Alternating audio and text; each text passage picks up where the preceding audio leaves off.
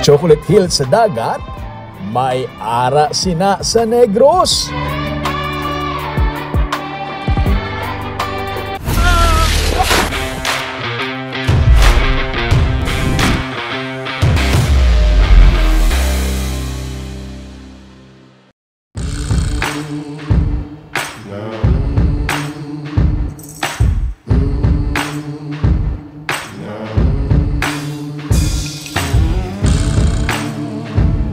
Ano ang hilig mo? Bukid o kung dagat? Hindi na magpili. The best of both worlds sarang makita diri sa Negros. Kag sa Sipalay City, may-ari diri sang ginabansagan nga Chocolate Hills sa dagat. May mga bungyod ka na, may dagat ka pa. Daw mga bungyod nga daw nag-inulhot lang gikan sa kadagatan. Sarang ini makita sa duha ka mga resorts sa Latasan Island Resort kag Tinagong Dagat Island Resort sa Barangay 4 sa Sipalay City.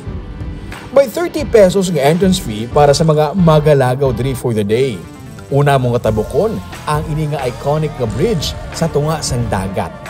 Iniya magaserbe nga lalatayan para makalabot ka sa piyak ka bungyod kag makasaka sa viewing deck. Baling ini nga iconic di ka bridge sa tunga.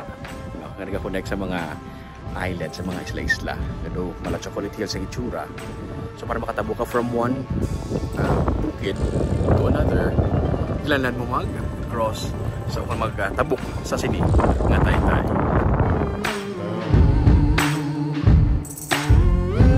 Ang Tinagong Dagat, cove nga mayara sang mga isla. Ang Latasan naman, talaklasan nga may mga cliff para makita ang matahom nga view. Some call it Latasan.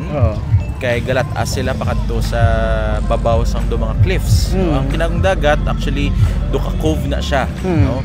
Cove siya and then may mga islets nga gagmay.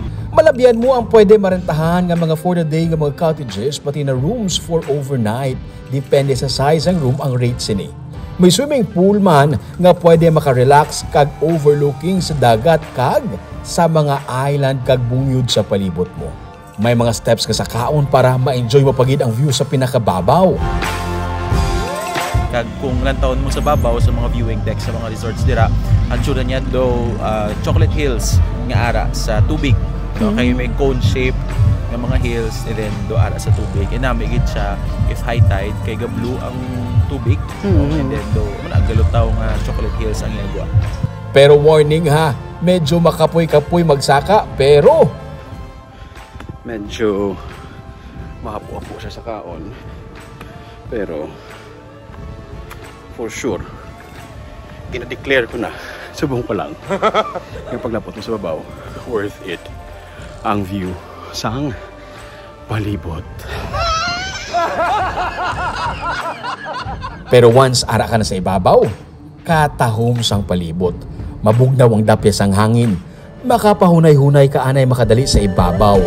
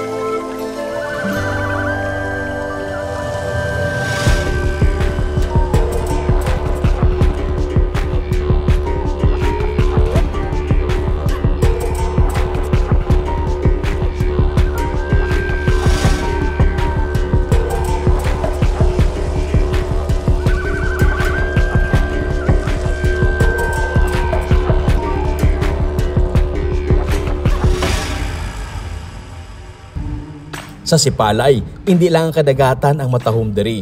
May iban pa nga mga spots nga pwede ma-explore. Kag isa diri, ang ginabansagan nila nga Chocolate Hills sa Baybay.